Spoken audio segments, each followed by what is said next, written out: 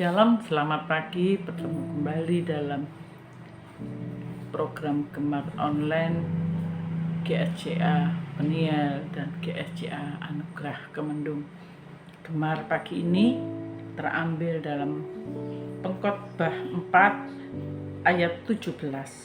Pengkhotbah pasal 4 ayat 17 begini bunyi firman Tuhan. Jagalah langkahmu kalau engkau berjalan ke rumah Allah.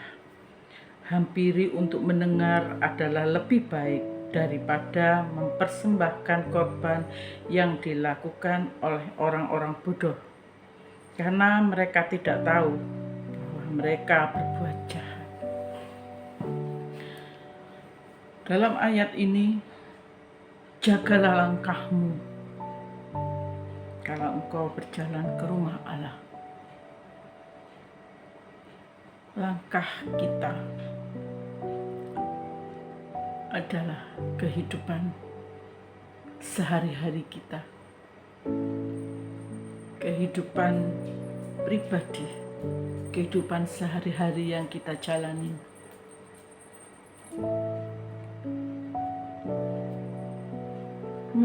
Kalau ada kita di hadapan Allah, datang beribadah kepada Tuhan. Dalam ayat ini dikatakan mendengar lebih baik daripada korban.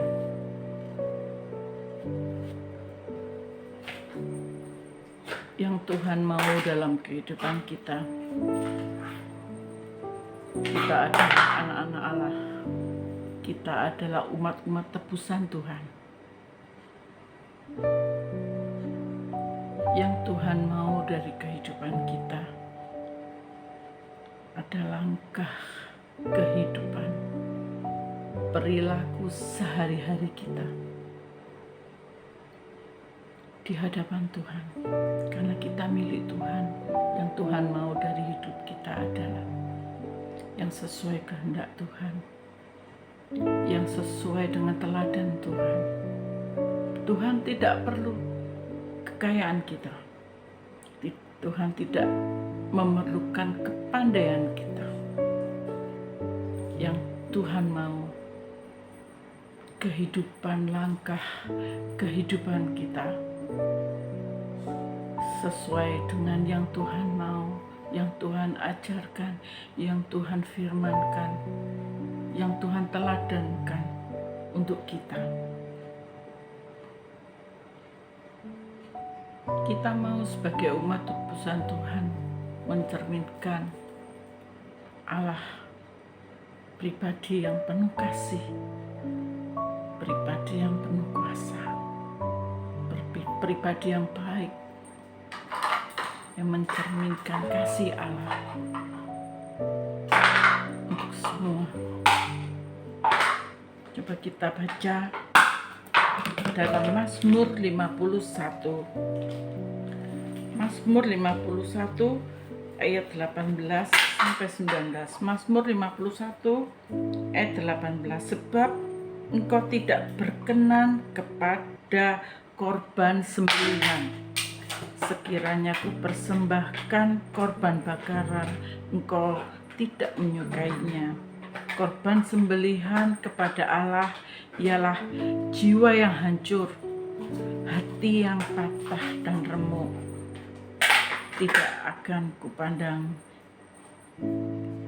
Saya ulangi, tidak akan kau pandang hina ya Allah.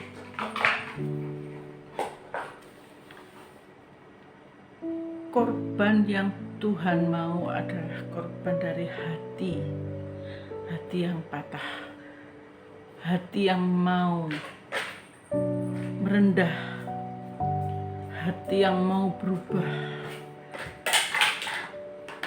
hati yang mau bertobat, hati yang mau memperbaiki. Sikap ini yang Tuhan mau di hadapan Tuhan. Hati yang patah, hati yang bertobat, hati yang merendah, itu lebih baik, lebih berkenan di hadapan Tuhan dibanding dengan korban kekayaan kita, korban kepandaian kita. Dalam pengkhotbah tadi dikatakan menghampiri untuk mendengar akan suara Tuhan. Lebih Tuhan berkenan, lebih Tuhan menyukai.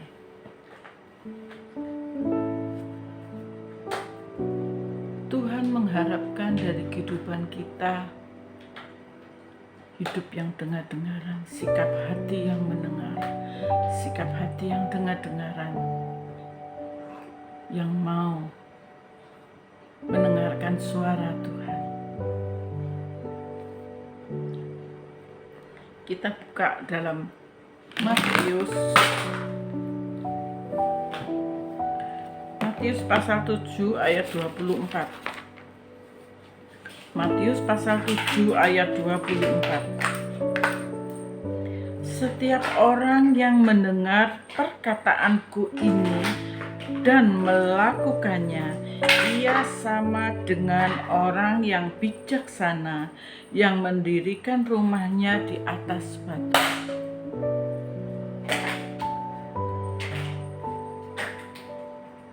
Saya ulangi lagi, setiap orang yang mendengar perkataanku ini dan melakukannya, ia sama dengan orang yang bijaksana yang mendirikan rumahnya di atas batu. Orang yang mendengar perkataan Tuhan dan melakukan, dikatakan dalam ayat ini, dia seperti orang yang mendirikan rumahnya di atas batu. Ia akan menjadi bangunan yang kokoh. Orang yang mau mendengarkan firman, merubah hidupnya, yang berarti melakukan firman itu, dia akan menjadi pribadi yang kokoh, yang kuat. Meski percobaan dia alami, dia akan tetap berdiri kokoh, kuat, tabah, sabar dalam menghadapi segala yang ada di depannya. Orang yang melakukan firman Tuhan menjadi pribadi yang teguh berdiri meski apa yang ada dan dia alami. Itu pasti yang kita mau. Kita menjadi pribadi-pribadi yang kuat, pribadi-pribadi yang kokoh berdiri meskipun apapun yang harus kita hadapi. Itu pasti akan kita dapat jika kita mendengar dan melakukan. Mendengar firman Tuhan dan melakukan apa yang Tuhan mau. Kita buka lagi dalam Mika 6 ayat 8. Mika 6 ayat 8. Mika 6 ayat 8 begini bunyi firman Tuhan. Hai manusia, telah diberitahukan kepadamu apa yang baik, dan apakah yang dituntut Tuhan daripadamu, selain berlaku adil, mencintai kesetiaan, dan hidup dengan rendah hati di hadapan Allah. Firman Tuhan ini jelas sekali. Apa yang Tuhan tuntut,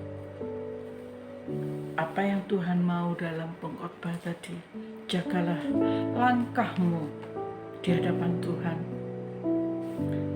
dengan berlaku adil, mencintai kesetiaan, hidup dengan rendah hati di hadapan Allah.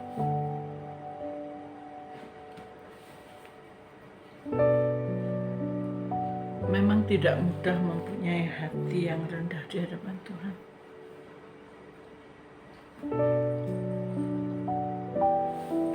Dan mencintai kesetiaan dan berlaku adil, tapi Tuhan memberi teladan untuk kita. Tuhan menuntut sesuatu dari kita dan Tuhan tidak akan lepas tangan.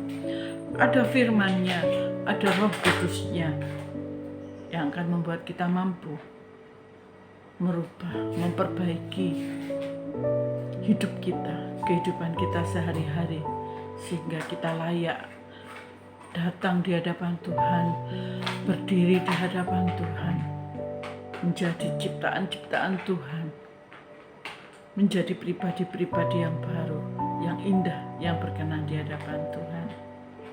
Tuhan akan menolong kita, Tuhan akan membantu kita. Terima kasih. Mari kita berdoa. Ucap syukur Tuhan buat firman-Mu hari ini. Sungguh indah, sungguh luar biasa. Ajar kami untuk mempunyai langkah hidup yang sesuai dengan kehendak-Mu. Ajar kami bisa memperbaiki dan menjadi pribadi yang rendah hati dan dengar-dengaran akan suara-Mu. Terima kasih Tuhan. Kami serahkan kegiatan kami dari pagi, siang hingga malam nanti hanya ke dalam tangan-Mu. Tuhan lindungi, Tuhan jagai, Tuhan memberkati. Dalam nama Tuhan Yesus Kristus, ucap syukur. Haleluya. Amin. Terima kasih. Selamat beraktivitas. Tuhan Yesus memberkati. Amin.